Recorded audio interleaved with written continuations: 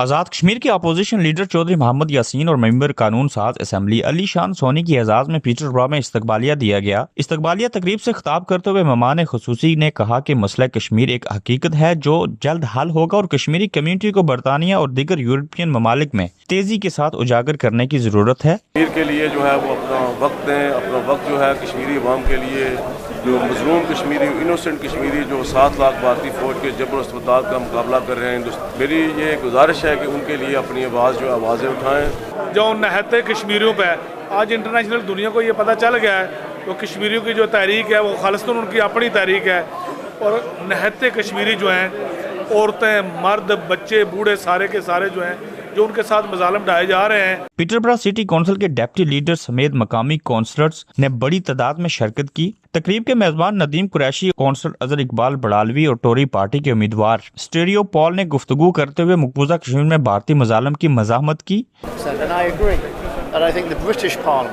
has a moral obligation to treat this issue very seriously, as Britain and India and Pakistan have such close ties. LOC پہ جو border پہ صورتحال ہے اس وقت India کے حوالے سے، اس کے حوالے سے لوگوں کو بتایا، اور یہاں یہ ہم ایشو کو برطانیہ کے اندر، کونسلز کے اندر اور پارلیمنٹ کے اندر ریز کریں گے۔ دل کی گہرائیوں سے شکریہ ادا کرتا ہوں کہ جن کی وجہ سے یہ محفل جو ہے بہت اچھی اور نائس ایوننگ گزری ہے ہماری۔ Thank you very much. مقررین نے کہا کہ مسئلہ کشمیر برطانیہ کا ہی پیدا کردہ ہے اور برٹش پارلیمنٹیرین کو چاہیے کہ وہ اس مسئلے کے حل میں اپنا کردار ادا کریں۔ ابرار قریشی، سما، پیٹر برو۔